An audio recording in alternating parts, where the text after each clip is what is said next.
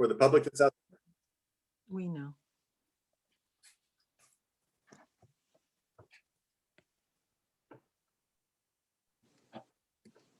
Unmute, Mark.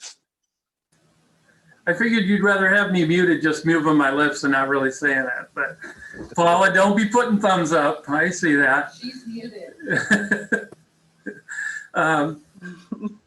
We had a couple personnel issues that we talked about in regards to some leaves, and we granted a leave of absence to an employee, and we also granted a half-time employment for next year for an employee.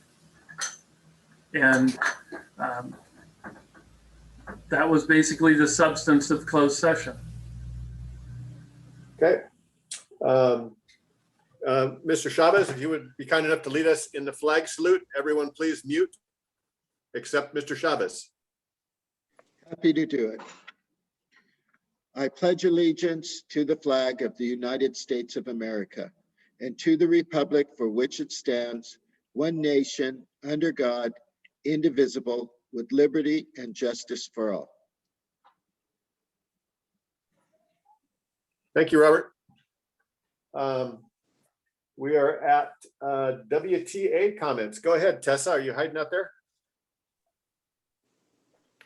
I am. That was really quick. Okay, so events, WTA events for February. Hello, good evening, everyone, by the way. Nice to see you. Glad you're all still healthy and alive and here. We're having round 2 vaccinations this Saturday, February 13th. Most of us will be getting our second round that day. And that's pretty exciting stuff for most of us, for most of the teachers. From the sites, I learned that Athletic Director Brian Bowles got approval to conduct sports in the purple tier, including golf, tennis, cross country, and swimming. So yay for sports. The Academic team led by the lovely Mary Colvig, who's here. I understand they're participating in an award ceremony this week. I don't know what they won, but I think that's absolutely amazing and fantastic and over the top to have accomplishments like that in a year like this. So kudos, Mary, kudos, Academic team. Another site report is that 2 of our teacher members have lost family to COVID in the last couple of weeks. So there's some grieving going on. And another member has been hospitalized for a week from COVID as well. So there's some anxiety and sadness and grief happening there. It was reported to me that 25 students are graduating from Sanhedrin this week. Yay for 25 graduates. So that was exciting stuff to hear as well. As far as the union report and the demand to bargain conditions for return to work, return to school, we've been working, no doubt about that. We submitted it to Superintendent Westerberg, and we set up a meeting for tomorrow, February 11th. That's going to include Mr. Westerberg and the negotiations team. For anybody that may not know, the negotiations team is made up of Willits Teachers Association members. The team is kind of designed to reflect the perspectives of all the grade levels at all the sites. It includes teachers, counselors, people who teach core subjects, people who teach multiple subjects in contained classrooms. So there's hopefully going to be a lot of people's concerns and ideas represented in the discussions. The purpose of that meeting is to negotiate the conditions and the terms and the policies and the practices for a return to the classroom in a specific, detailed document that follows state and county health guidelines and everyone can agree and abide by. There have been discussions at all the sites that are assuming a return on March 8th or March 15th as if it were an action item on tonight's agenda, which it's not. So it's caused some concern that may not be entirely necessary yet. A special board meeting would need to be called to take that action, and the specific details still need to be negotiated with WTA, CSEA, as well as the school board. WTA has not yet agreed to any specific conditions for a return. That will happen in the next few weeks as we hammer out the details with Superintendent Westerberg. Keep an eye on how our numbers look after Super Bowl events and watch what happens to Ukiah and Fort Bragg as they reopen their schools and see what happens in weeks 2 and 3, which seem to be where the numbers spike. Educators need, I was asked to remind the board that educators need to have a say in how we reopen, because we know and we understand best the individual needs of our students, their families, and educational policies as a whole. So I'm looking forward to hammering out details with the negotiations team and Mr. Westerberg and talking some more about it in the March meeting. So thank you. Thank you, Back Tess. to you, Alex. Let's see, we are, am I still up there? Yeah. We're up to Dan with CSEA. Hello, everyone. I'm here. The Willits Unified School District has 3 groups of employees. There's the classified staff, the administrative staff, and the certified staff. Admin run the departments, certified teach the students, and the classified do everything else in the district. The classified staff has 96 employees scattered across 37 job classifications with 15 pay ranges. We have food service assistants, instructional assistants, assistant cooks, district delivery drivers, bilingual student intervention, day custodian, night custodian, grounds, food service clerks, mock clerks, health assistants, elementary librarians, speech and language pathologists, vocal services coordinators, accounts clerks, cafeteria managers, district clerks, middle school librarians, secretaries, secretary registers, bus drivers, special ed administrative assistants, special ed bus drivers, PE coordinators, bus drivers, trainers, administrative assistants.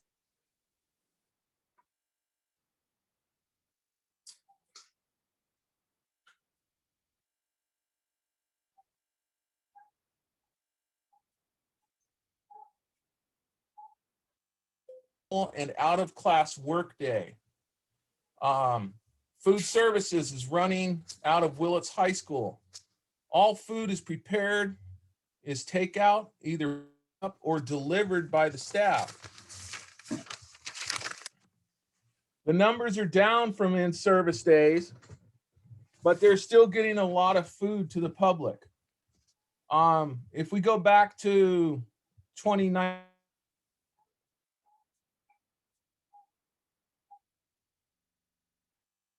700 breakfasts and 12,400 lunches. As December 2020, they're doing 8,300 breakfasts and 8,300 lunches. That's off by a bit, but they're still there doing a great job. 92% of the staff are on site, doing a great job of keeping the facilities open, clean, repaired, helping teach one-on-one, providing hotspots around the school district for all the internet. Classified staff have shown the WUSD and the public that we are here We're on site. We're working to keep the facilities running and safe, and for employees and the public. There should be no negative press towards the classified staff as we are here. Yeah, and I hope, my personal opinions, I hope, thank you. Thank you, Dan. We're at board comments, and let's go ahead and start with Paula.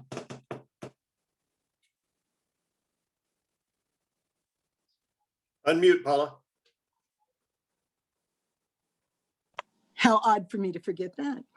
Anyway, I want to send out a thank you to the custodians and grounds people who helped set up the gym, but especially to Mark for sending out the permission or whatever to use the gym, Mike for helping set up where it goes, and Amy, whose name I can't remember, from Howard Hospital, because she had a ton of people this past Saturday doing volunteering, etc. Everything else, sorry, of everything else. And it really went smoothly and quickly. And I just found it to be really good. Plus the nurse I did not hurt when she stuck me. So that was a big deal. Thank you very much. I also had a lot of concerns about the opening and reopening. And Tessa, I appreciate what you said. The phone calls I get seem to vary between people believing that they've spoken with you, Mark, about how we're going to open up on the 8th, how we're going to open up in September, how we're going to have summer school. And I keep telling everyone that I talk to that maybe that's the hope, you know, but we aren't the last ones to decide. So I'm hoping for anybody who knows that people are concerned in all ways about when they open, try to take a breath. I know it's a hard time to do that, but nothing happens until it happens, until the decision is voted on and set up, maybe a week or so before kids really do enter school. And even though that's not a lot of advance notice, it's a whole lot better than thinking every month you're going to open with children and every month being told, no, you're not. And so it's just, it really has kind of gotten crazy. I know that there were some headlines in the newspaper that kind of implied that we were definitely opened up. And then if you read the whole article, you found out that, well, it's only a maybe, and we have a lot of hoops to jump through first. So I don't know, maybe everyone could take a deep breath. We'll see. Then I did have a couple of questions. One about the bids. I don't know where they're told publicly as to, you know, how it says you have to unseal them in public and read them out in the whole routine. I need to know where those happen, because people I talk to who want to know, I just tell them I don't have a clue. And that's probably not the best thing to tell people. And then I did get a couple of people gave me a really good suggestion. I didn't go call Ukiah, but I understand that Ukiah does their food distribution just a little differently, in that if you're getting it for the week, you might get a whole bag of oranges and a whole loaf of bread and a whole package of ham or cheese or whatever the sandwiches are being made out of, and a whole stalk of celery instead of just a few slices. And the people that came to me about this from Willits were saying it really works out better, and that a lot would maybe be happier, because when they get cut up oranges, by the 7th day, they're all shrivelly and a mess, and their sandwiches get real dry and this and that and the other. And they believe firmly that it wasn't bad to expect a parent to make a sandwich for their kid if they had all the stuff to make the sandwich with. Now, I do understand that we have all the cafeteria help showing up to help in the cafeteria. And that's a great way to keep everybody busy, I guess. But it would just seem that maybe there could be some alternatives for them, or they could rotate being at work and rotate being at home, thinking of new ways to do whatever they need to do, or old ways brought back up again. But in either way, people would maybe be a little more interested in coming and picking up sacks of food, as opposed to 7 sandwiches and 7 little dishes of cereal or something. Anyway, I spoke with as many people as I could find about why don't they want to come and get food for their children, especially since it includes their little ones that don't yet go to school. A couple people do have kids over at, Sabrina's preschool, Imagination Station. But the rest, and so yes, they're getting fed, but the rest didn't. And that was one of the ideas that came up about 4 times. And the rest of the people, they don't have a plan why they can't follow through. But either way, I just thought I'd bring that all up in case maybe it can get to where it needs to go so that maybe we could try something different. And I did explain that there was some delivery, so I didn't remember where the places were that they could deliver at one time and people could just go there, other than in Brook Trails and by Rite Aid. So maybe that could get out a little more also. Okay, but that's about all that I had to say. Did we ever, and one more question about, did we ever get more responses than those initial about 400 surveys coming back from the initial 1,500 or 1,470 or whatever was sent out? Because it's real important that we get those responses. And maybe since everyone in COVID mode is being so quick to do jobs other than their job descriptions and a lot of the rules are gone, maybe they could make phone calls to families and say, is your kid or aren't they going to ride a bus or coming back or this or that, and remind them of food. I mean, there are ways to put people to work that, could maybe be a little more efficient than 4 sitting down and 3 doing something else, Anyway, that's what I had to report at this time. Okay. Mr. Chavez. Good evening, everyone. Again, I'd like to extend all my appreciation to all of those that are working at home and those that are working at school. I would say most, if not all of our employees have the best intentions at heart. We're going through difficult times, but we're starting to see a light at the end of the tunnel. As we go towards that light, we make these decisions. I just pray that everyone makes the decision on what's best for the children first, and then our staff and families after that. I've lived in this community only for about 5 years, but I know that we're a good bunch of people and we'll do the right thing. So again, thank you for all your hard work, and happy Valentine's. Thank you. Diane, unmute.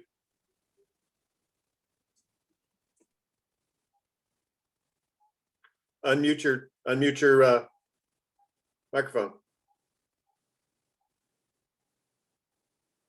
There it is. Found it.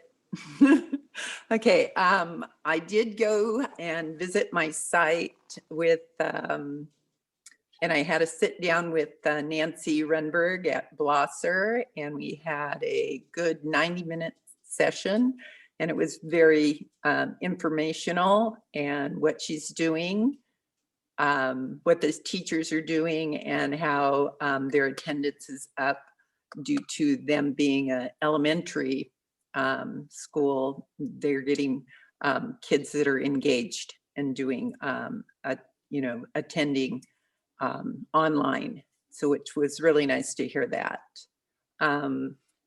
Just like the reopening thing that's happening that we're hearing, I just want to make sure that the families, some of us might have had someone who have passed, or many members of their family passed. And I can see your reluctance to come back to school.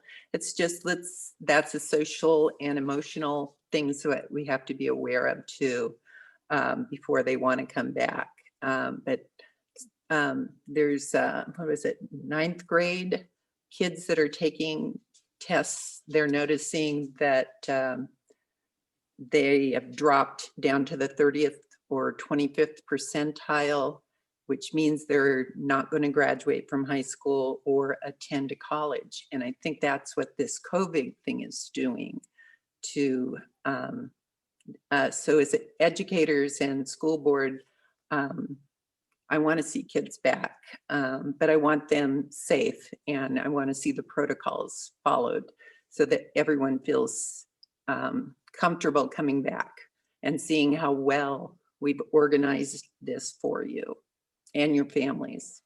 That's it. Thank you. You're welcome. Jeannie? Hi, everybody. First of all, I wanted to say that I'm extremely sad to hear that some of the staff members have lost loved ones to COVID, and I know that that must be very difficult, and I know that some have been sick also. So anyway, I really appreciate, along with that, I really appreciate the school district and whoever has made the efforts in the county to make sure that the staff members, not just teachers, but staff members of the schools get vaccinated. And it was really a wonderful effort to see that happen. And I know that not all counties, I know Sonoma County has not been vaccinating their school staff. So anyway, I really appreciate whatever people were involved with that it came about. And so I want to say that. I also want to say that I took part in an online Brown Act training, which I highly recommend through CSBA, and I got a lot out of that.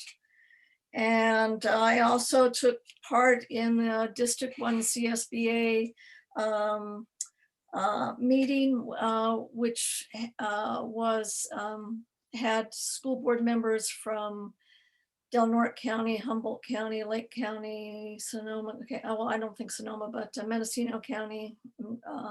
I'm not sure about Trinity County, but anyway, I got a lot out of that. And the main presenter was the superintendent from Del Norte County. And they have been open. They did not close. They have been open, following the protocols since September. I don't know about last spring, but since September.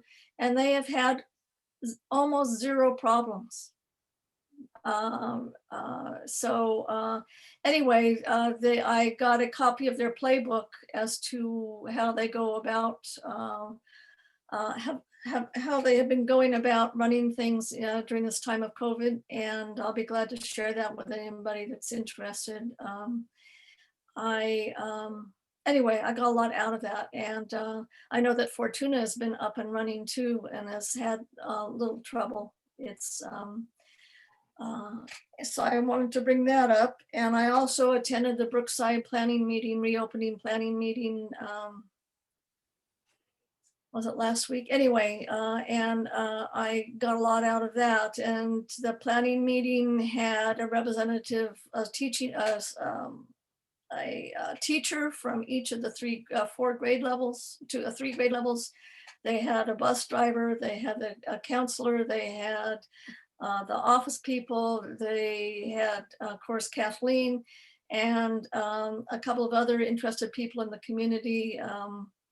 Anyway, it was a really well-run meeting, and it was really good to hear what their issues were and what their concerns were and what they felt was going to work. And so I got out a lot of that, out of that also. And I also want to let you know that Rotary is distributing the dictionaries to the 3rd graders. Rotarians will be bringing the dictionaries to the different schools to be given out to the 3rd graders in any way that the school staff can make that happen. So that'll be happening this week, I think, maybe next week. And I also met with Charlene Ford, who is the school district representative for the County Office of Education for this area. And I got a lot out of that conversation also. And I also want to say that I had this, was able to read this wonderful communication from Dr. Miller, who's the chief of staff for the coastal hospitals. And it was a really wonderful communication on reopening schools. And there was 2 things that I wanted to read from it. It says we can't talk about reopening schools, however, without a discussion about safety. We can't talk about safety without recognizing that judging something to be safe is always a balance between the risks involved and the expected benefits to be gained. It is important to acknowledge that almost every activity we undertake carries some risks. Climbing a ladder to prune the apple tree in the front yard carries the risk of a fall. The simple act of driving to work along Highway 1 carries the potential risk of a fatal car accident. We accept these risks, which are real, without even hesitating to think about them because we are used to these activities and have grown comfortable with them. Without realizing it, we are weighing the benefits against the risks. COVID and the risks associated with it, however, are new to our experiences. Perhaps it doesn't help that we are constantly bombarded with news about the pandemic and the sensational stories of hospitals overflowing with COVID cases or reports of who the most recent celebrity is to get infected. I believe the combination of the newness along with the constant barrage from social media and news outlets has led us to overestimate the risks. To be clear, I am not saying that COVID is something we should dismiss. However, keeping things in perspective will help us make important decisions during this difficult time. And another thing I got, this is a shorter thing, but that I got out of this was that that young children who are below the age of puberty have been found to be less contagious than when infected due to a lower amount of the receptors on their cells that the virus exploits to gain entry. So I never really understood why younger children were less susceptible to serious problems with COVID, and that really explains it to me. So anyway, I just wanted to communicate all those things with you. Thank you for listening. Thank you. For myself, I just want to reiterate a little bit of what Paula said, and that was, please take a deep breath.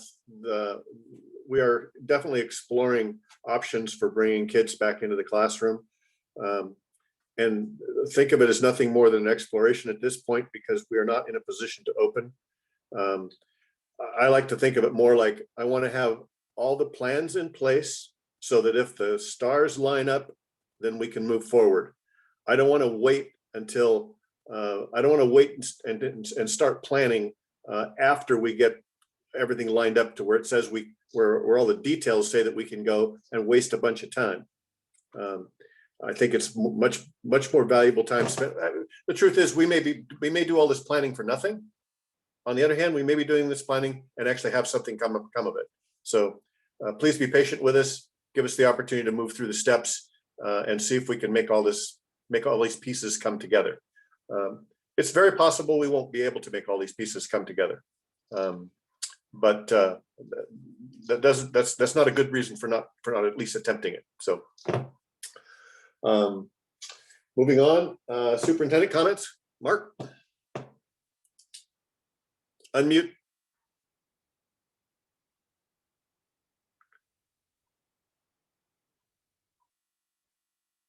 Mute. Mark, you're muted. Claire, are you ready to go? You're our student rep, Alex. There we go. Our student rep is here tonight, Claire. Hi, Claire. Go ahead. Hi. Is there any way I can share my screen? Possible.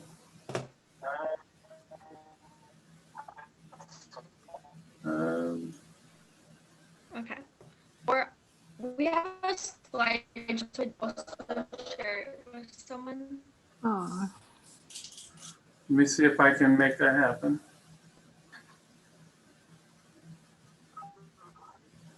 Claire, you can share it with me and I'll put it up. Share it with me. Because I can share on my end. Why? Okay, great. It just says enabled participant screen sharing. No, share it with me in my Google, in my Gmail.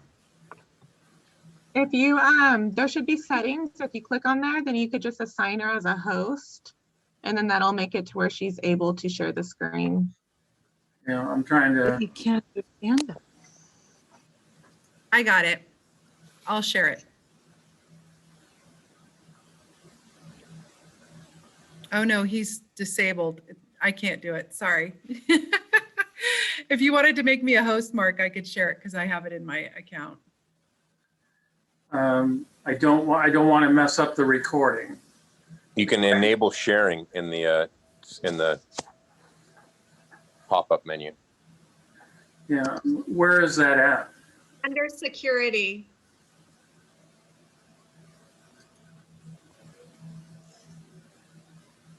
And then hit share and then. I don't see it. I don't see security. Where is that at, Dawn? In your Bottom bottom bar. bar. It should be next to the stop video. There we go. Now try it.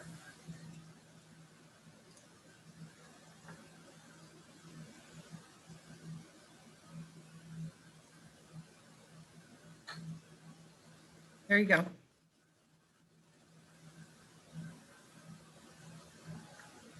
All right, Claire, just tell me when you want me to move it.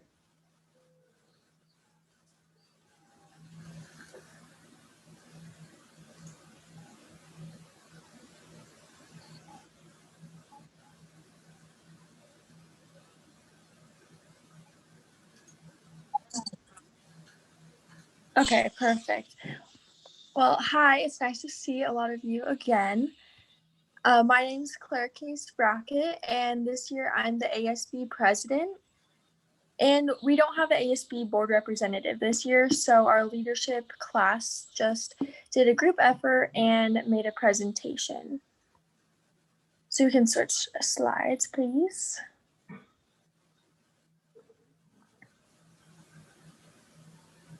So this year, leadership has been a little bit different. It actually started in December just because it took a little more time to get the application process done and get the class rolling. But we plan to host virtual activities like rallies and spirit weeks. And we really just want to involve more people in our school and kind of create friendships or just make them feel like they do have a place to talk to other people. Another way that we're doing this is by having a new Instagram. And if you'd like to follow it, it's Willits High School Leadership. We're going to be posting more on that.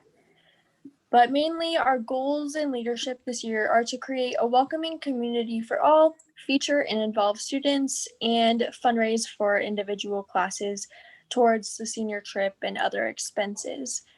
We do have a smaller class this year. It's only 20 total students because not all of our positions are filled. We've had a hard time getting people involved, so that's why it's one of our main goals. Hi, my name is Kristen Frost. I'm ASB historian. With communication between students and administration, it hasn't been very adequate. Emails are rarely responded from to and from students. When a parent emails and blasts on Facebook, only then do we actually get a response. And we are not allowed to have direct communication with Mr. Colvig. And we have to ask our leadership advisor, Ms. Burns, and she will have to ask for us. And this creates unnecessary confusion when this problem could be easily resolved if Mr. Colvig was just present and more involved with the students.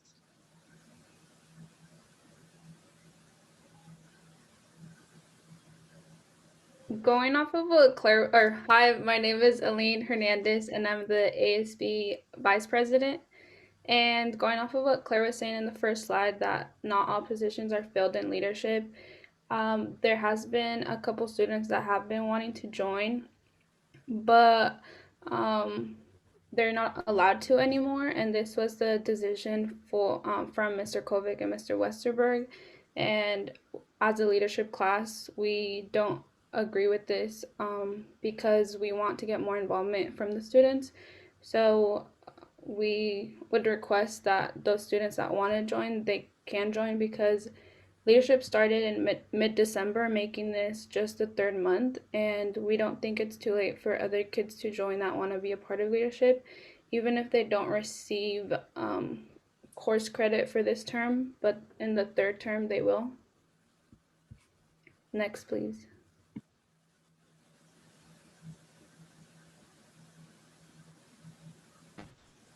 For senior photos on Thursday till Sunday, the senior class had their senior portraits taken from 10 a.m. to 1:30. It was cut into 4 separating days, separating students to prevent the chance of going against COVID guidelines. The portraits were taken by Maureen Jennison, and students were required to pay $20 to be added to the yearbook. The senior class thinks that paying the additional $20 to be in the yearbook was not necessary, considering that the yearbook is already expensive, so the yearbook payment should be able to cover the cost. Aline is back. So for graduation, so all the senior class officers and ASB officers want to be a part of the planning process for graduation because we want to change and improve upon last year's graduation ceremony. But because of the communication, Ms. Burns was allowed to speak for us for Mr. Kovic, and Mr. Kovic's response was that the district was in charge of graduation, and it's because it's more than one school, and it'd most likely be similar to last year. And his response showed no willingness to help us present our input to the district or to give us a solution so that we could all find the middle ground. So again, we're having communication issues with Mr. Kovic.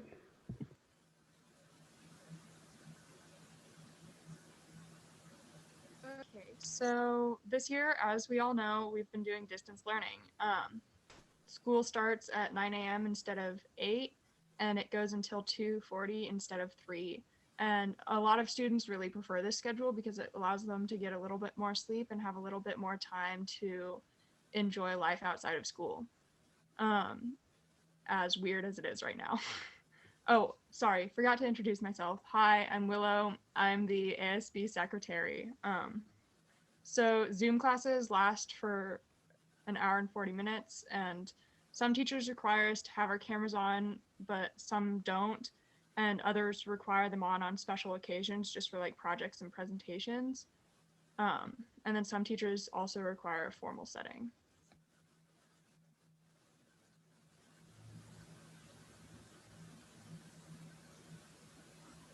Hi, my name is Paris Hansberger. I'm the junior class vice president. And some classes are small, and that makes the classes feel a lot more personal, despite being online. But bigger classes can be difficult to interact with and feel included in when it comes to class discussion. Some of the bigger classes include Spanish and PE are reported to have about 40 students by another student in leadership. Some classes also only have 2 students, apparently.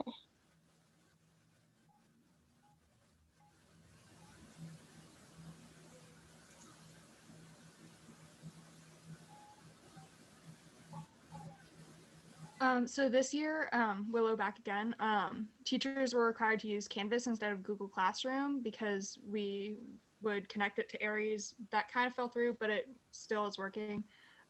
It was kind of difficult to navigate Canvas at first since a lot of us hadn't used it, but a lot of students seem to like it a lot more than Google Classroom, and it has the added bonus of being a platform that many colleges use, so it's helping us prepare for our future in that way.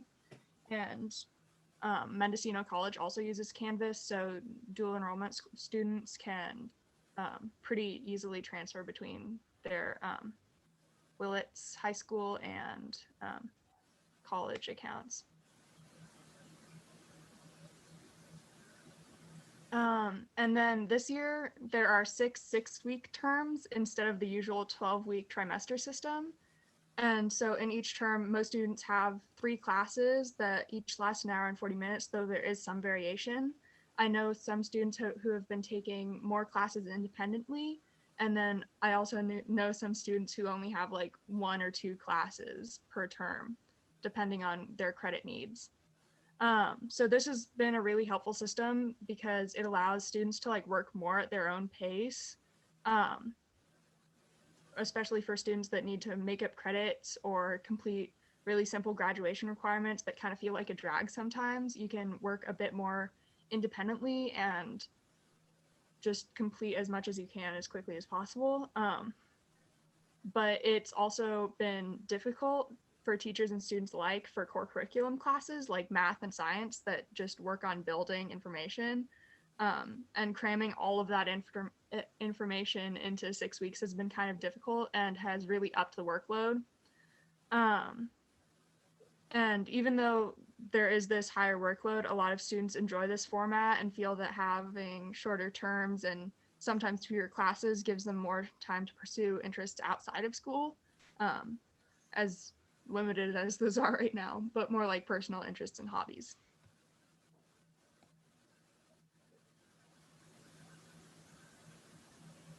Hi, my name is Layla Breton. I'm the sophomore class vice president, and I was assigned to talk about sports. So we just got an email saying that golf, swimming, and track and cross country and tennis will be going on, and that they are allowing softball and baseball to start conditioning.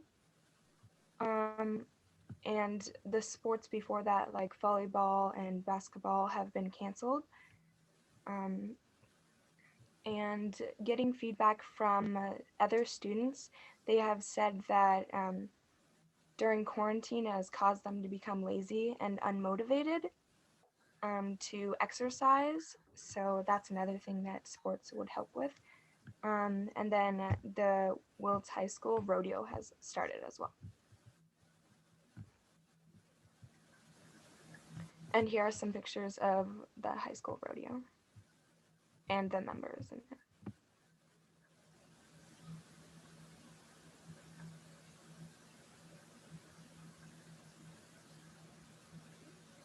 So this year, only a few clubs have been able to meet, and some of those include Interact Club, which is a bridge between students at the high school and Rotary members, and it's really focused on like community service and interacting with our community, though that has been difficult this year. Right now, we're working on putting water bottle filling stations around Willits. We have one unit, but it has to be indoors, so that has put a little bit of a wrench in our plans. But we're working on fundraising right now to get more. Another club, hi, it's Aline again. Another club is the Latino Club here at the high school. So I'm actually the president of the club, and the club is just like a place where underrepresented and marginalized student can come together and celebrate the Latino culture through countless events and activities. So this year we have done 2 fundraisers. So we did a winter raffle basket, and right now we're in the process of doing a Valentine's fundraiser, which will be selling like chocolate covered strawberries in boxes. And with the money that we're making, I want to make 4 different scholarships around like $300 each, and just students of the club can apply and receive the extra help they need. Thank you. Another club is Native American Club, and they have been doing tie-dye parties for members and keeping members involved and just keeping them busy. And then they also had a guest speaker from the Sherwood Valley tribe. I don't know the topic they were talking about in it, but that's going on in the Native American Club.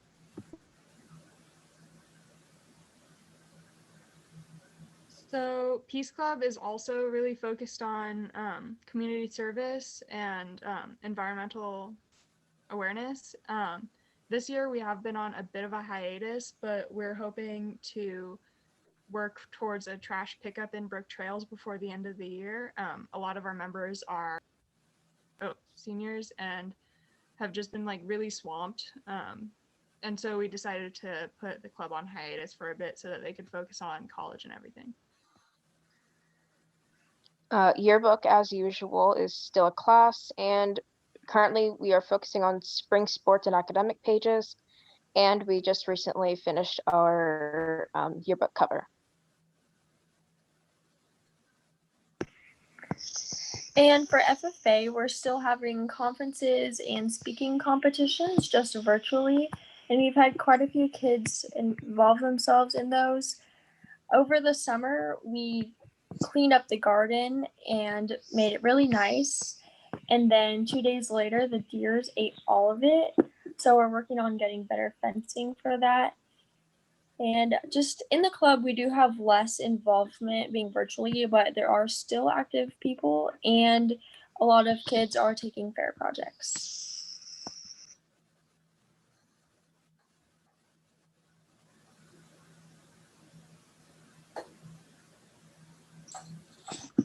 Thank you, Ms. Colvig, for sharing that. That's all we have tonight. Just some of the highlights of our school, but also some of the things that we hope can be resolved.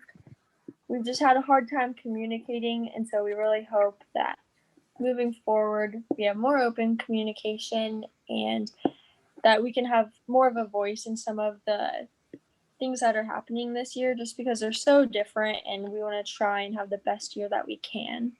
So thank you for having us. Thank you, Claire. Okay, we are at the public comments on the consent agenda. We have stricken item 5. Hold on. You skipped me and you skipped. Oh, I'm sorry. Go ahead, Mark. So as long as we're on a roll with students, first of all, I'm going to meet with Miss Burns and Mike about ASB and the role and questions and concern. I have not met with Miss Burns at all, so I'll do that. I do want to take the first part of my time and I want to ask Ms. Colvig to give us an update on Academic, because in the midst of a pandemic, she's still knocking a home run down with our Academic kids. And I want to make sure she gets an opportunity to let people know that. Mary, it's all yours. Thank you, Mark. A couple of Academic Decathlon students are on right now, Willow and Aline. And let me just look really fast. I think that might be everyone from the team. We have 12 members this year, which is exciting because having 12, it seems like a group of 12 is a great number to have and work together as a team online. Especially with the screen, if any of you are teachers, and many of you are, you know what I mean, like having 12 students on screen, you can see them all and you can see how they're reacting to what's happening in class. I just want to, before I go into how the students performed at the regional championship over the last weekend, I just want to, remind, sort of recap that these students have experienced the wildfires and evacuations in the fall. Most recently, also experienced power outages and some of them actually left their homes so they could get internet access and attend class. And so I'm really proud of my team. My team of 12, they attend regularly. I have 100% attendance most days. And when I don't, they notify me that they're going to either leave early or they have a doctor's appointment. And so just for that, I'm really thankful to have the group of 12 that I have. And I'm really proud of their achievements. This year for Academic Decathlon, the Bay region actually has expanded to include the North Bay and the South Bay. So we compete against 20 schools. Many of them are in the Bay Area and are much larger. And I would say, in a more resource than we have up here. And our students have found ways around their connectivity. I have one student that leaves her house every day to go to her grandfather's house to make sure she can come and attend class. And so in that sense, these students have persevered. It has been our theme this year to persevere and overcome the challenges that we face. And I think all of us are completely aware of those challenges and And in that, I really want to emphasize the triumph of the human spirit in terms of the accomplishments of the team. So with that, I'm going to show in the first, I'm going to go ahead and screen share again. I guess it was fortuitous that Claire went first so we could work this out so that I have screen sharing capabilities. In the first slide, I'm going to show the academic medals for individuals, and then the second I'm going to share, the place that the team got out of 20 teams. And before I do that, I just want to make sure people are clear. We compete in 10 events. One would be an essay that they write, a speech and interview. Then the students also take 7 academic exams. This year's theme was Cold War, which has been really quite fun, and I'm thankful that it is a topic of high interest in the online format. I would like to thank Miss Matheson in particular. I know many of you know Suzanne Matheson, but she is our speech coach. She's met with our team members, I'm going to say maybe 10 times. She meets with them individually through Google Hangouts and Zoom. And she has coached the students to write some really compelling speeches about themselves and their experience that they have, whether it be within their own families, whether it be as a Latino, and also the stories that they tell in their speeches range. Those are just 2 that I've thought of off the top of my head. So let me go ahead and go to the next slide here. It's only 2 slides, and I don't want to take too much of your time. So we medaled in 14 different medals. In art, we have with varsity. Oh, and the students compete in 3 divisions. So the honors division are like your A students. Your scholastic division are your students that are like your B students, and varsity are your C students. So, and together you have to have students from each division in order to have a team.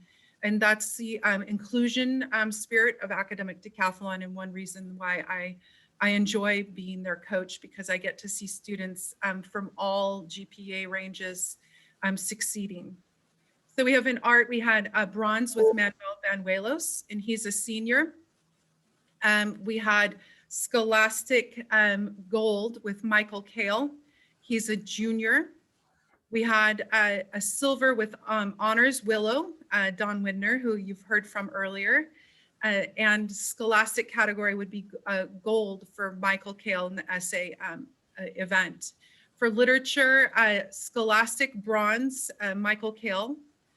Music, scholastic gold, Michael Kale. Speech, we had 3 medals with scholastic bronze, Michael Kale. Honor bronze, Amy Andrade, who's a senior. Varsity silver with Manny Banuelos. There are additional medals that are given for students that score the highest within their division and grade level. So we had Audrey Scherf, she's a 9th grader. She had the 2nd highest overall score in the honors category, which is the A category and typically the most difficult category to medal in. So and then we had Ethan Winter, who had the highest 9th grade overall score in the honors category. So we have 2 freshmen on the team that I'm really excited about. Obviously, them scoring the 2nd and the highest score as 9th graders in the entire Bay region. And then we had scholastic with the highest 11th grade score, and that would be bronze with Mara Marati and a silver with Michael Kale. And in fact, Michael Kale earned the 2nd highest scholastic score overall. So he really knocked it out of the ballpark with this year's regions. In addition to that, I don't have it on a slide, but the students also broke 9 team regional records. So we keep track of our records, and we have them in the same way with like first, second, third. And so 9 of those records have been broken, which indicates that how well the team has done in comparison to the teams in the past.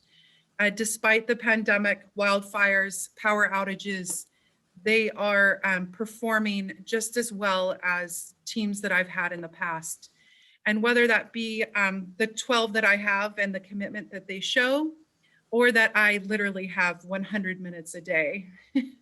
So, which is 30 more minutes I have normally. So I'm thankful for the schedule, obviously, because of those extra 30 minutes that I get. We won 4th place overall, which I believe is an outstanding accomplishment. If you can see the teams on the left-hand side, there are 20, and you can see schools that we all know if you grew up in Northern California: American Canyon, Casa Grande, Maria Carrillo, Upper Lake, Vanden High School, Campo Lindo, Menlo, Atherton, Piedmont. These are names that are recognized for their academic achievements, and we were only beat by 3 of them. Last year we scored 2nd, and if we were to not have the South Bay League, we would have gotten a 2nd place again this year. And Vanden High School is actually our rival, and we're not too far behind them. So the students will be, so yay team, I'm so excited. The team is advancing to state finals, which will happen in a month. And this year we will have 8 members move forward as a team, and then the additional 4 members, they are going to compete as an individual. They are opening up what's called a heptathlon this year for individuals. So the entire team is just going to move forward to the state competition, which I think is very exciting for everyone. So I wanted to thank Mr. Westerberg and for inviting us to share our results in such short notice. We found out on Monday. And I also wanted to thank all of you for being such caring individuals for our students in such adverse conditions. And I'm hopeful that we'll all be able to be in person in the near future. But I also realize, coming from such a small town, that that we're supported. Thank you, Mary. Congratulations to the academic decathlon team. That's awesome news. Thank you very, very much. I just want to tell Mary that if the Academic team needs any help from Rotary, we've always helped them in the past, to let me know. Okay. Of course, Jeannie, thank you very much. Mary, this is Charlene Ford. Can you hear me? Yes. Great report, and it's just so good to see you and hear about what everybody's doing. And everybody at the meeting, it's so great to hear from everybody and kind of feel like Willis High School, I know what's going on again. Thank you. Very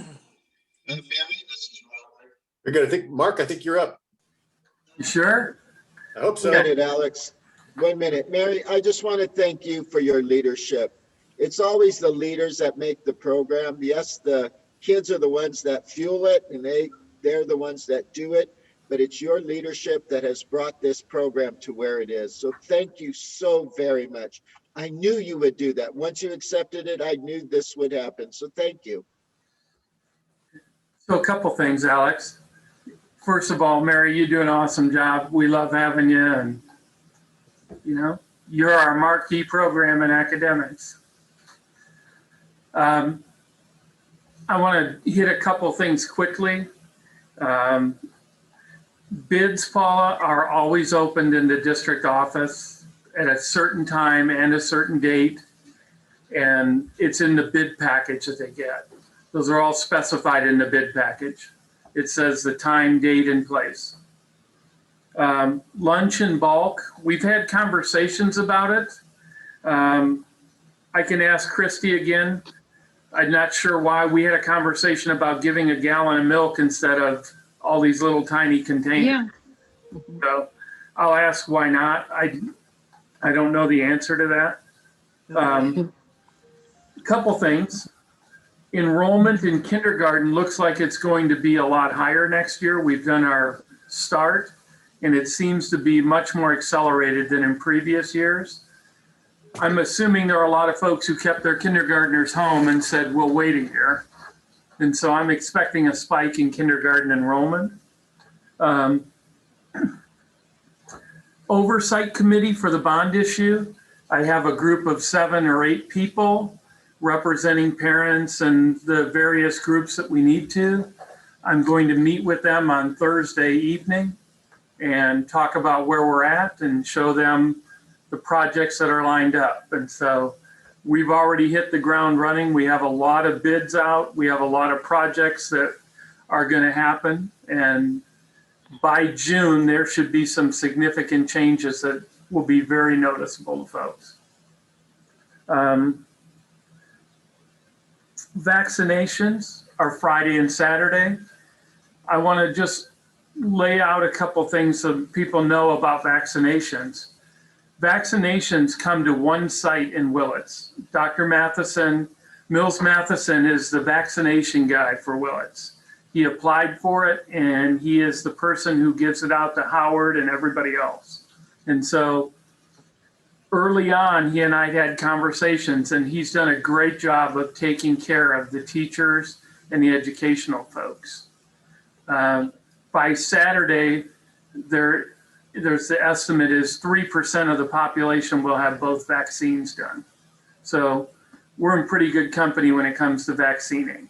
And Dr. Matheson is really, Howard Hospital's been great to work with. They set up at the gym, they set up at the senior center, but they'll tell you, they're just applying it. Dr. Matheson's having to make the tough choices about where the vaccines are going.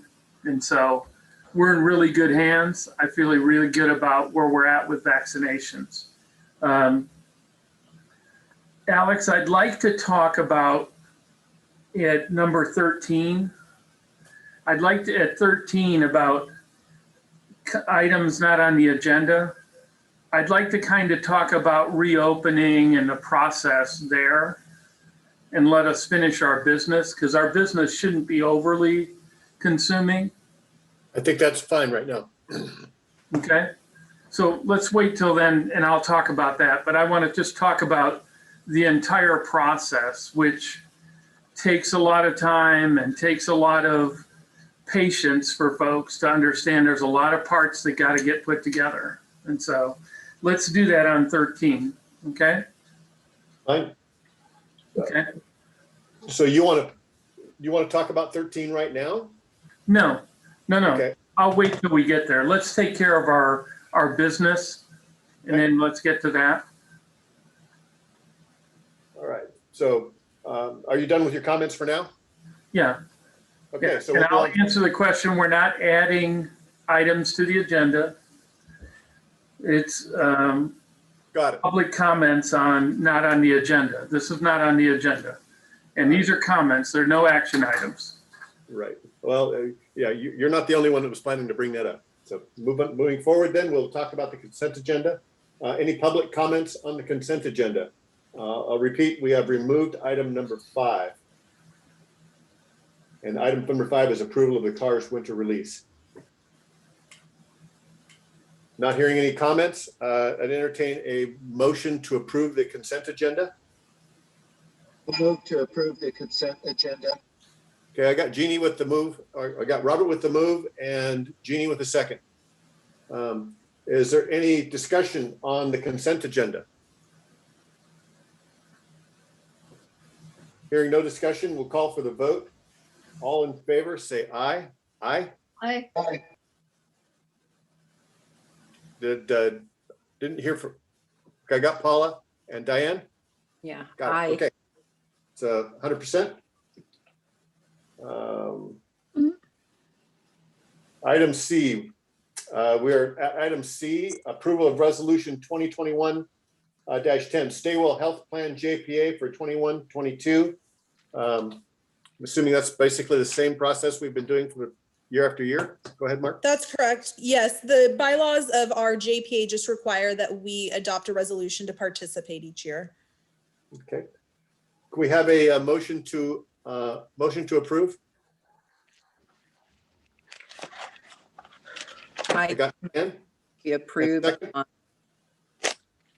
Robert? I'll second. So Diane and Robert. So it's been motioned and approved. Is there any discussion on item Charlie, approval of resolution for the Stay Well Health Plan? Yes. I'm curious if we, as a district, have gone back to look at other insurances. A number of years ago, there was a big concern with how they did a lot of the things that they did. And there was a tremendous amount of money as a penalty if you left the Stay Well group. I'm wondering, is that still the case, or has anyone ever brought it up anymore about how expensive they become and how things are, you know, I'm not sure. not always. Can you clarify what you meant by a penalty for? It's like $50 million or something ridiculous that you pay to be a part of that. It's almost like it's kind of like a retainer fee, so to speak. And if you leave that group, then you give that up unless everybody leaves it and goes to different companies, goes to different groups. Right. So in other words, what happens with our insurance is that all of the money that we pay in as premiums, that goes in to cover the actual expenses. So the cost of what the claims are, that's what dictates what the rates have to be set at in order to cover that. I'm not totally sure what that piece is, so I'd have to do some research on what the cost would be if we were to leave. I presume it's something along the lines of making sure that we cover any of our portion of that expense and liability that has happened as our employees have used services. I'm not aware of any just like penalty per se. So I would think it would be assuming our share of cost that we have incurred. I would have to look into that piece of it. What I will say is that our consultant that the JPA has, so Stay Well wide, right? We have a consultant that we retain, periodically does go out to see if there are better alternatives. So we have looked at other JPAs, we have looked at things like CISC. There's a couple that we've looked at, and so far it has not been beneficial to the JPA as a whole to make any changes or go to any of these other groups, because we as a JPA currently are able to have some control over what our rates are set at. So for instance, we had a stretch of time, I think it was 4 or 5 years, where rates were not increased. Now, looking back, we as a JPA now feel that was not maybe the best choice, because we weren't keeping pace with increases, and then we had kind of a steeper increase at one time. But that was we had control over that as a group. Whereas if we join a larger JPA, we sort of give up that amount of control. And once we go in, they're just setting the rates and telling us what it is. Right now with Stay Well, each of the employee groups has a direct representative that sits and votes on the Stay Well board. So classified, certificated, and admin all have a representative that participate. And ultimately what I would say in terms of us finding better rates is that if the Stay Well as a whole is not able to find better rates elsewhere, we as an individual district certainly won't, because we would be losing part of our buying power. There's some benefit to having a larger group.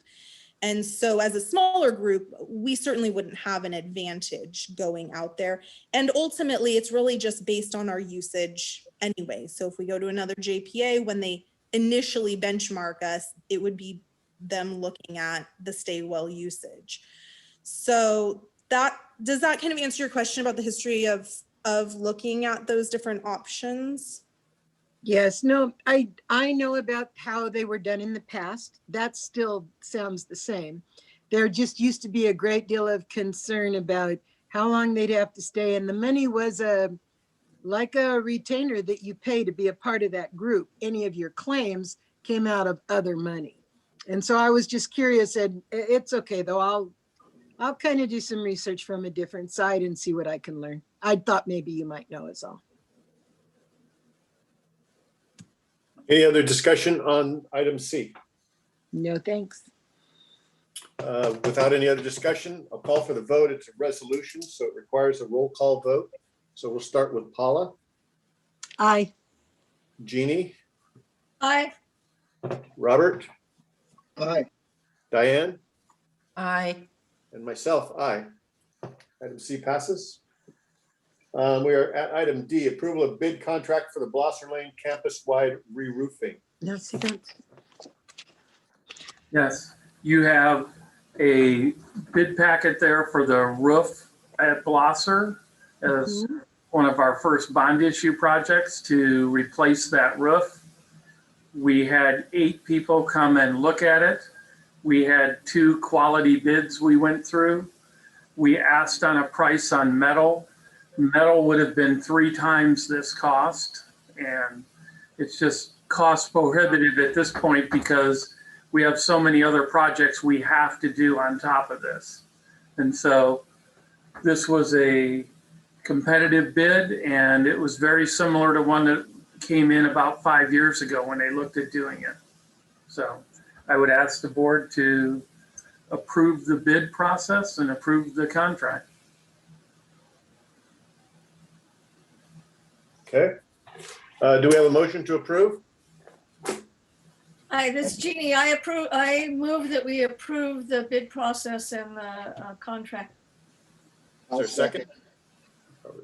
Okay. Any discussion on that project? Hearing none, we'll call for the vote. All in favor, say aye. Aye. Aye. Aye. Okay. My eye finally. Okay. So finally, one of the biggest projects is going to get handled, something that should have been handled, unfortunately, years ago. Moving on, we're at item E, Edward, approval of bid contract for the HVAC at the Willits High School South Wing.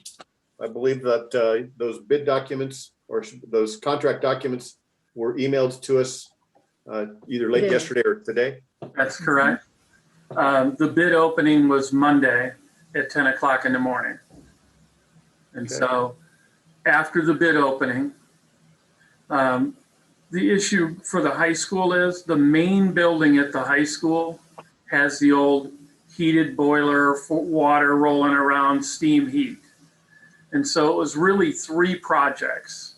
The first was some electrical and ventilation for the rooms to take air in and take air out. So we did that part of it. The second part of it, and we were using some of our COVID funds, the CARES funds to do this, was to heat and cool the rooms differently than that system.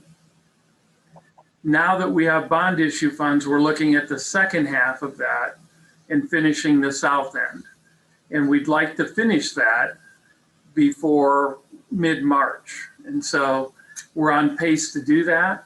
We had 2 bidders on this project, and both bids were acceptable, and one was lower than the other with a quality vendor. And so I'm asking you to approve that contract. Thank you, Mark. Is there a motion to approve? I move that we approve the contract for the work to be done at the high school. Okay, I need a second. I'll second. Okay, we got Diane. Is there any more discussion about this part of the work? I had a question from Robert. You said you took some money from the Colvig relief. Is it going to be reimbursed since the bond did pass? Oh, we can do that. With some of the funds, we're going to try and reimburse the bond or the general fund from the bond. Yeah, the other way, yes. Yeah. Okay. Yeah, Nikki has to work all that out in the books, but that is the plan, is to use the bond to reimburse general fund for that expense. Yeah, and some of the money came from the COVID relief money that you used for this? Some of it did, yeah. When we started, the biggest issue was making sure those rooms had zero air exchange in them. And you can't be in a COVID world and have a totally stagnant room. And so we started with that as our first premise. And that's what we got started with that COVID relief, was to get that going. So in terms of those reimbursements from the bond funds, I don't think any of the purchases made with COVID funds will get replaced by bond expenditures. The COVID expenditures that have already taken place to date are staying as COVID funds, but there were some other general fund expenditures that we will use the bond funds to replace. Right. Yeah. We're going to put as much of the project as we can into the bond, but we also had timeframes of having to use the COVID funds that Yeah, had to apply. that big, especially that big December deadline. But it is a monumental task to heat and cool a 1929 building. And this will be a monumental task to have that heated and cooled with air exchange. Okay, is there any further discussion on this? Hearing none, we'll call for the vote. All in favor, say aye. Aye. Aye. Carries, thank you. We are at items F and G, both are first reads of policies. One is on the sale of district-owned real property, which is something we had been considering.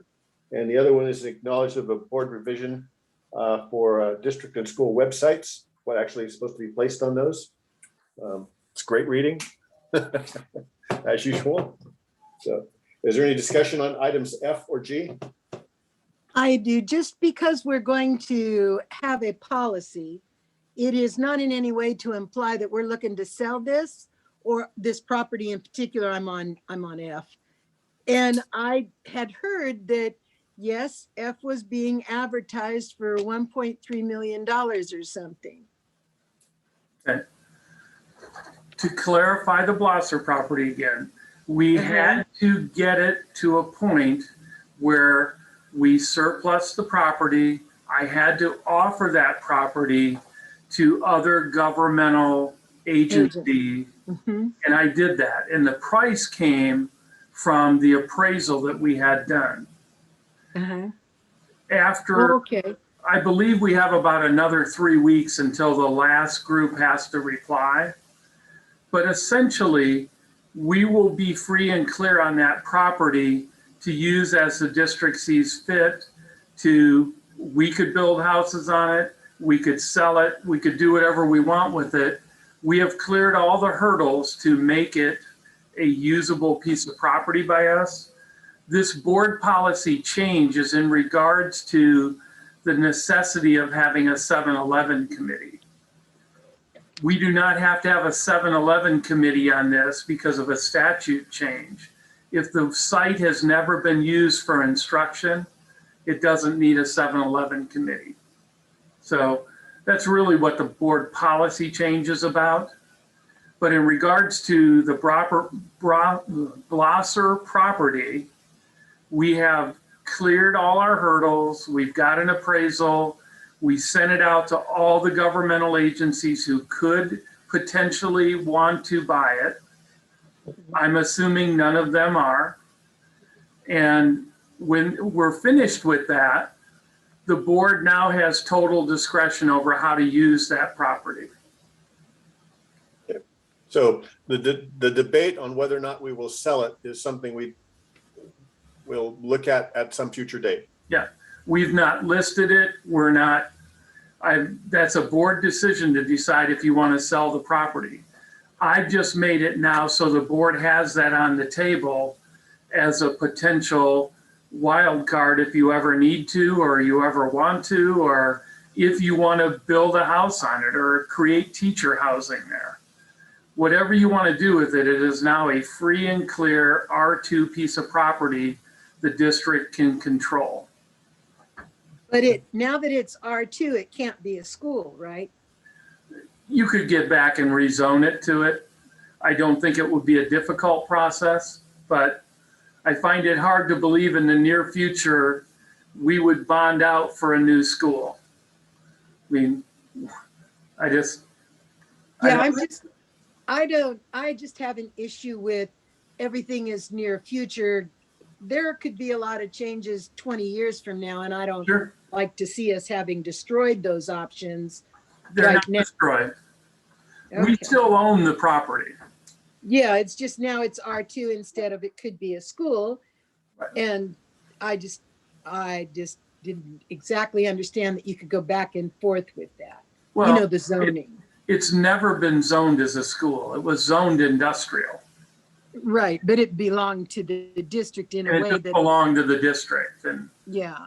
But you now have a piece of property that's of high value that you can choose to keep or not keep and do what you wish with it.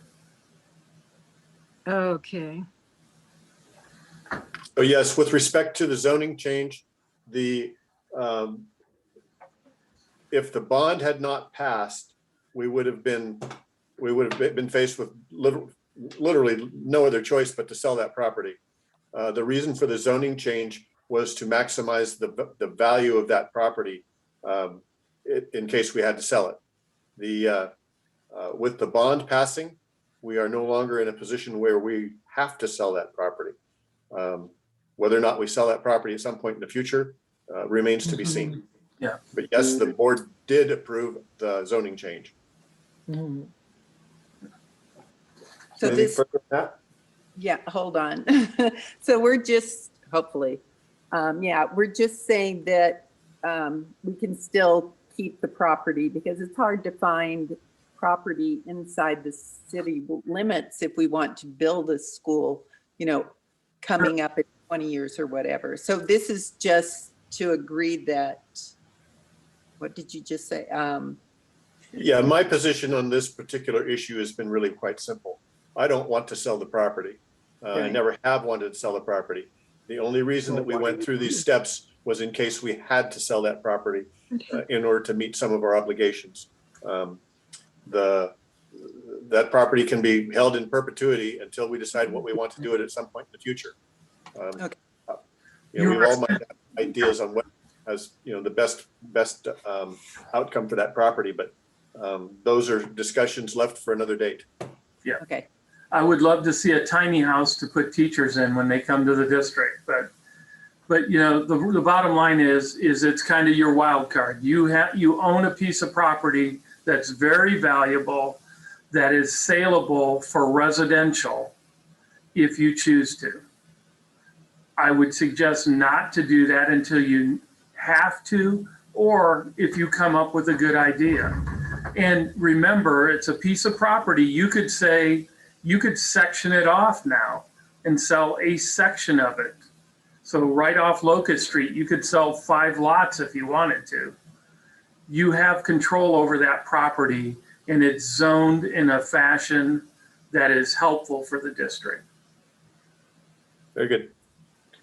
Thank you. Any other questions on items F or G? So let's move on to public comments for items not on the agenda. I know Mark wants to discuss the. You have H. Items for the next board meeting. I think we can come back to that, Mark. Yeah, well, I was only going to suggest there that we look at adding a board meeting in late February. Right, we discussed that earlier, and does anybody have let's go ahead and talk about that then. Does anybody have a problem with their schedules for later in February? Looks good for me. Also, Can we go back to an in-person board meeting for March? Well, tell you what, let's work on the schedule first and we'll address that question. Okay. We're looking at someplace at least 10 days out, which is going to put us in the range of the 20th or sometime shortly thereafter. I would suggest the later in February, the better. Okay. So. I'm good. So like the 24th, maybe? I think the 24th works for me. It works for me. Works for me.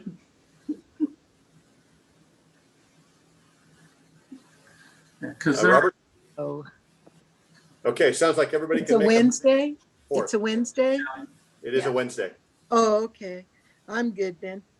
there's a lot of wheels to grind before we get to the agenda for that one and to try and put together. Okay. But So the the 24th 5 is a o'clock? special meeting for what? Just discussing the schools, or The- you're gonna the- make it a home? The That's kind of primarily for the- confusing. We're primarily starting a to meeting discuss without the- any purpose yet. Primarily to discuss the reopening plan. Okay, What reopening plan? one we don't have. No one's seen a reopening plan. We're working on it. Okay. Who's we? Let us move forward with the meeting. This is the public comment section, is that correct? Yeah. No, we're actually items for the next board agenda is what we're working on. Oh, that's Oh, not what you then said we'll go earlier. back. So So we have a meeting set for the 24th and what time? 5 o'clock as usual? sure. Okay. Okay, and Diane, to address your comment about whether or not we can meet in person, we actually attempted this When? twice, and unfortunately it didn't work very well because we tried to do a hybrid Zoom and in-person meeting. I also, like you, prefer the in-person meeting wherever possible. This is suffice it to say the technology that we employed did not work well at all. Could it be that, the tech crew get something together? I mean, they'd have more than 10 days to deal with it and find computers that, can hear what we have to say and not have all that, how even some of what we were hearing tonight, you don't get the whole thing. It all breaks up and stuff. And so if they had a couple of weeks to maybe look that over and deal with some of that so that we could meet in person, and those who we run out of space, they can sit on a computer in the computer lab or something and hear it that way. I mean, I'd be tickled to death if there was a solution out there. I don't know if Mark can work with the tech guys to find out if there was one.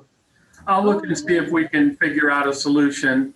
Maybe we use the high school site and we use multiple places at the high school site, because then we won't have bandwidth issues. Well, see, that would be good. But I mean, one of the things in my mind, which I hope some of you agree with, is that if we can show that we are able to get together, so people may feel more comfortable that they too may send their loved ones or themselves to get together with us. And if it's not going to work out, well, then we have a whole lot better idea that it's not going to work. If it can't handle 6 or 50 people, it's not going to handle 300. Okay. Okay. Okay. So we'll leave it in Mark's Also hands. work it- Excuse me, we could also work at spreading people out at all the sites. As long as you're in all the sites, our tech will interact with each other. So But say then for you need a instance- whole lot of people to let them in and pay attention and close them out. Yeah, well, we could see who wants to be there. People could use the cafeteria, the library. I could use my office. Teachers could use their classroom. We would all have good internet service to make it possible. Yeah. But the If purpose, that works, but and I'm just worried about the logistics of it. It seems like you better have a good 8 or 10 extra employees so that they can unlock and lock and take care of business. We'll see. Okay. Whatever is good. I'm fine. Well, we'll see if we can work out the details of that between now and basically 3 days before that meeting, because that's when we have to post it. That's a Okay, I'm willing to go around and unlock anything that anybody needs if we need to do this to get kids on site. I'll work at it and I'll find people that'll help. Thanks, Dan.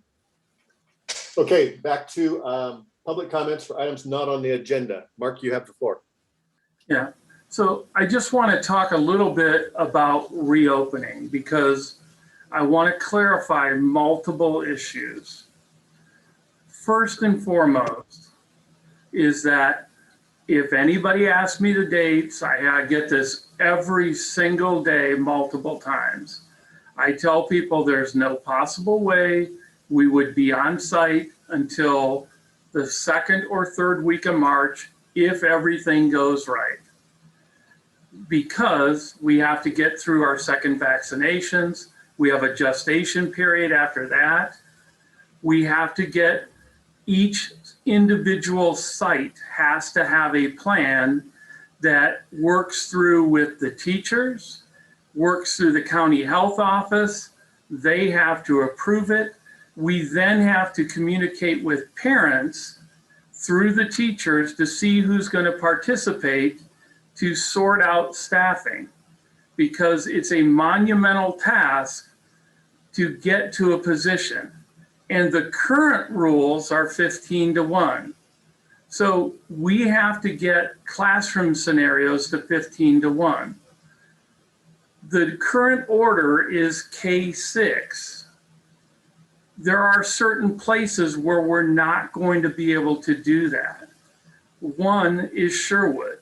There's only 3 buildings, 3 teachers who all teach 3 grade levels. There is no virtual teacher I can put into the mix. There are no other sites to go to. We can't spread out. The other thing I can't do is bring the independent study kids off independent study back into the rooms, because it would make our ratio impossible to meet. So as a soft reopening process, we have been looking, the principals have been meeting with their teachers at Brookside, at Blosser, and at Bechtel only. The high school can't open, we're in the wrong color, we can't go to high school level right now anyway. So in those 3 buildings, obviously we have to follow all the protocols from the health department. So yes, there's going to be masks. Yes, we're going to try and be 6 feet away. Yes, we're going to disinfect rooms. All of those criteria, we have an air purifier in every room. I want to make sure we waited till all our teachers were vaccinated. And the other big thing for me to get in place, which I've been working really hard to get at, is rapid testing. I believe we're going to have a rapid testing solution that in 15 minutes we get the results. So if those things go into place, the color that we're in is conducive to make it happen. In other words, community spread's not running rampant. We can have the conversation about looking at a mid-March reentry, not of everybody, but of partial. And to make that happen, there has to be a plan for each individual site, a district checklist that I'm meeting with WTA tomorrow to talk about what reopening might look like. I'm also getting plans from principals, tentative draft plans of what it might look like, so I can see how it compares to what the county wants, let the county proofread it and give me any feedback, talk with the teachers, get that in place. Then we can have a conversation in late February and the board will make a decision about when do we go back in and what grade levels. There are multiple wild cards at play. One for sure is how many parents are going to choose to send their child back. That's why we have to have a plan before we have a parental contact, because they don't know what they would be saying yes to. That's why we have to meet and get a plan and work with WTA to make sure they're on board. Once those are done, then we can bring to the board, here's our plan, here's our agreement with WTA, and here's our checkoff from the county health department. Until those things happen, we can't go back in place.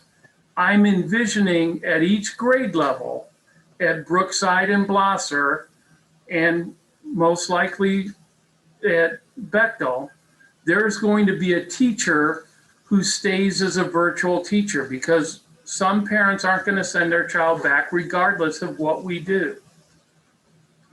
Who that teacher is a staffing thing. And that's something that I have to make sure we work out with WTA. This is a process, it's not an event. We don't just pick a day, send in some guidelines and restart and go. It's a process involving teachers, admins, bus drivers, food service. We're looking at an 8 to noon and send the kids home with a lunch.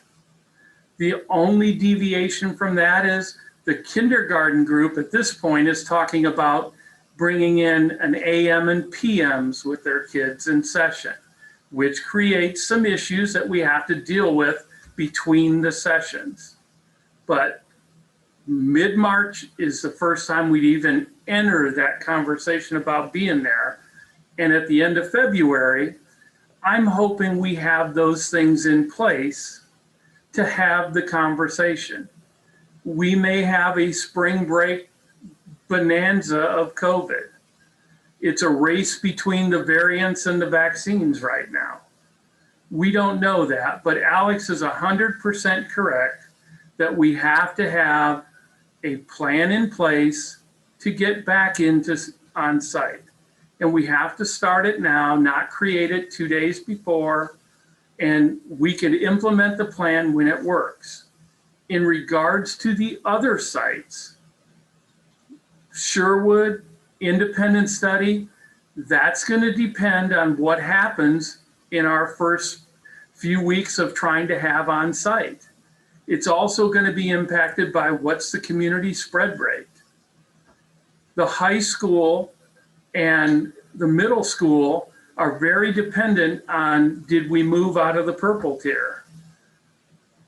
That doesn't mean that activities can't start at the high school, because Brian's already said that they've got the green light to start some activities. But having an activity outside is very different than having a class. We've put everything into place with air purifiers, air exchange, air filters, PPE equipment, vaccinations, on-site testing. Those things all have to be put into place. And I don't have a good answer when people ask me, well, are you going to send a bus to pick my kid up? I don't know that yet. The other schools who are open have been busing all year long, and they've been did one seat here, one over at that seat, spacing out across. If we're allowed to do that, we're certainly going to run buses. But we want to go 8 to noon to avoid all the lunch issues that would potentially rise up. To get to a second phase, we would be talking about a longer day where kids eat lunch, and unless they move the 15-to-1 ratio, we're pretty locked up in some of our other places. It's really hard to get to a 15-to-1. That's when you get into these AA, BBs, no school on Wednesday. Those are really difficult for teachers and kids. You can't really be an online and an on-site teacher at the same time. So we have to have the conversations. I'm really glad Ukiah and Fort Bragg are going to go crack the ice. Great for them. But the reality is, I'm not comfortable until we're fully vaccinated, on-site testing, and we work through some kinks. So that's my 2 cents worth. I just want to tell everybody I've not wavered from that at all. But now's the time to start having the conversation. So Mark, are the different sites that are building these plans, are they working from some sort of a boilerplate?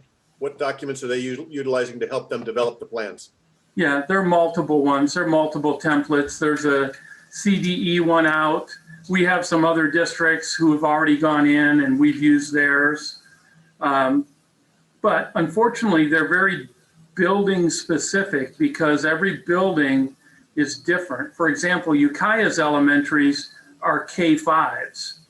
We have a K1-2 and a 3-4-5. We have a middle school that's a 6-7-8. You know, so it is very building specific, but we're going to try and check off every box that works that we can do.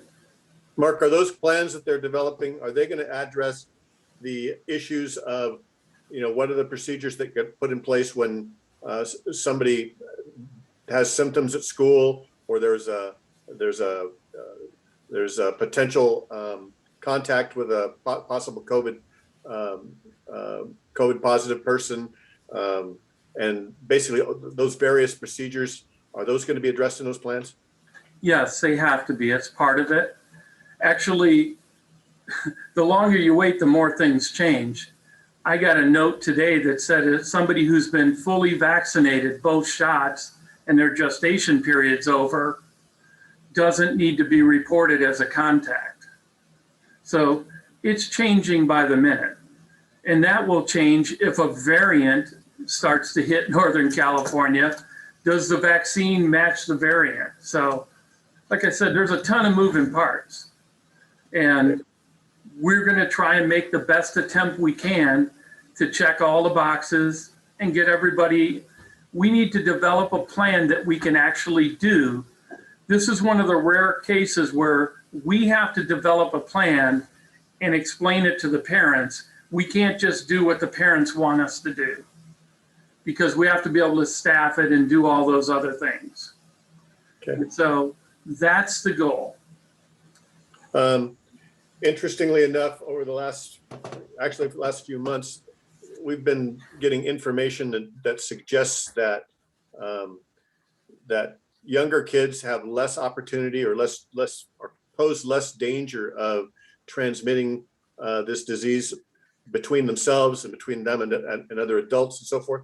There's more data coming out now that is refuting that, or suggesting that data may not be all that accurate. I'm going to let you know that I'm going to send that data to all the rest of the board that I've been able to get together. A number of people have sent me some interesting information that I think it's at least worth looking at, so that you can decide whether for yourselves whether or not the early data or the early information is valuable, or whether this might be. So in any case, I think we need to look at all options before we make a decision.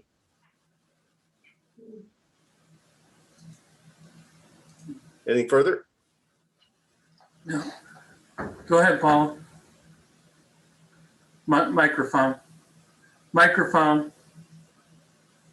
I thought I did that. Anyway, that would be good, because from what I've read, naturally, and it makes such good sense to me, the more time you have to study something, the more information you get. And so there's a lot of the information that we got initially that I believed in is now being rebutted, so to speak. And it would be good, especially if you've got it consolidated. Thank you very much. I'd love to have it to kind of back up what I believe.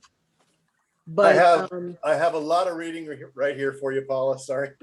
Good. Yeah, I want that too. No, but anyway, that's really good. And then I am really concerned about if we have since we're going to have a February 24th meeting, it'll be after meeting with the association, WTA.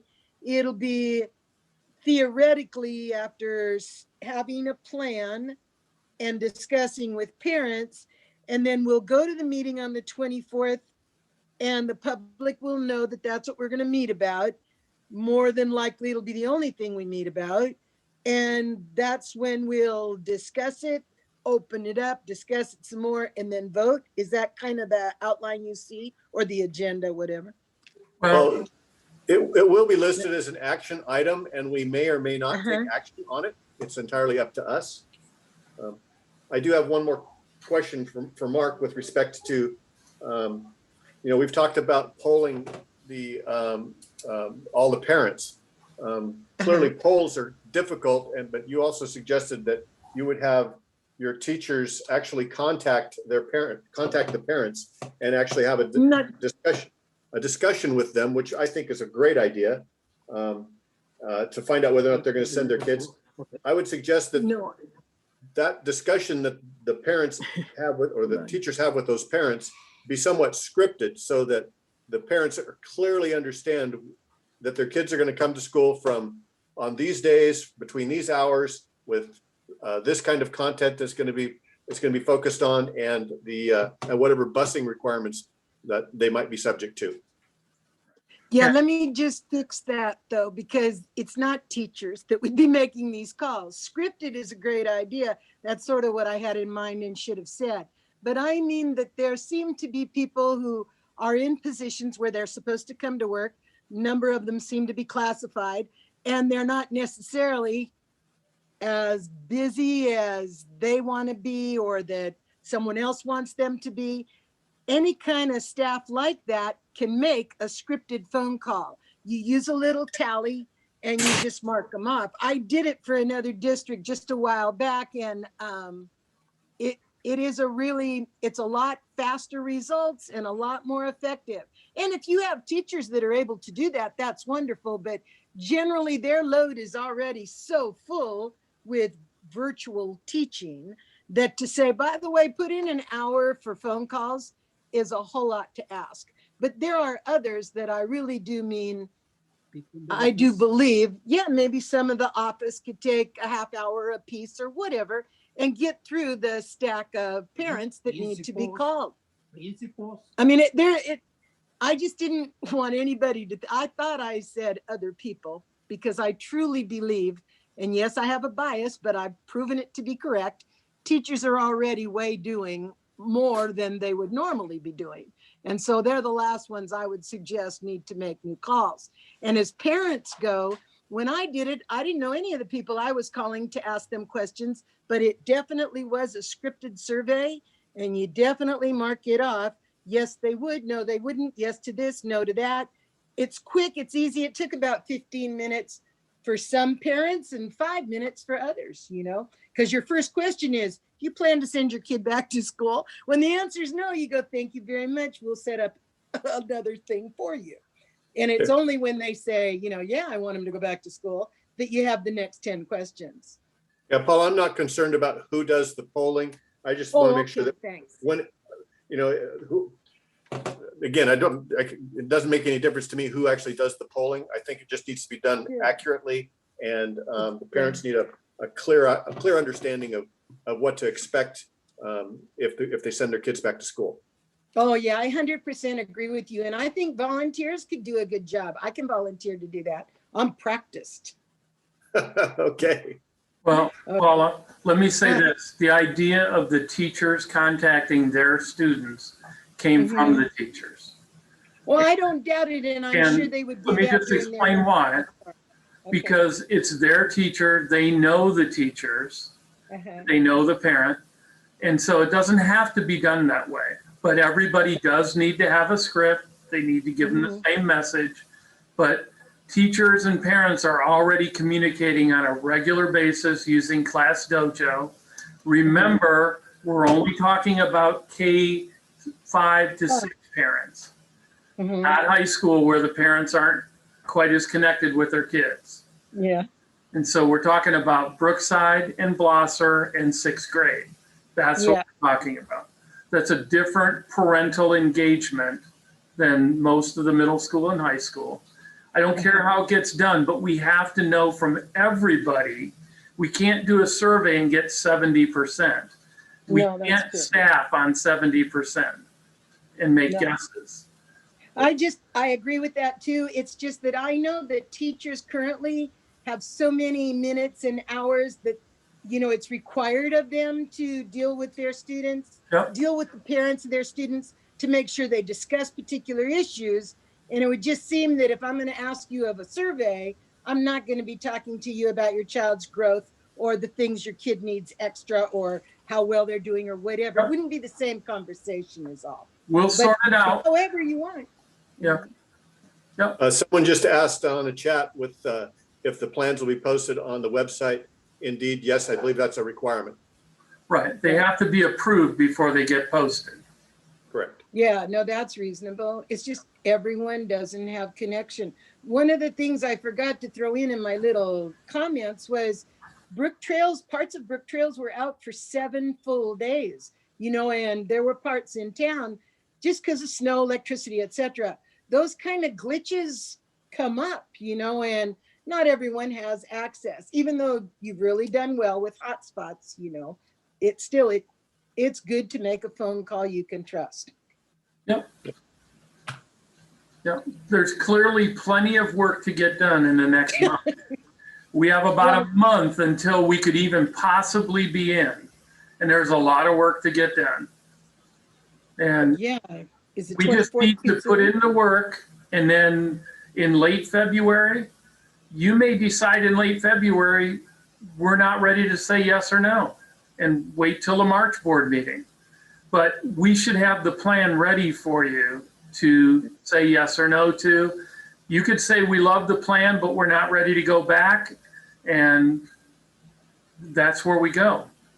But again, the planning has to take place. The process has to happen.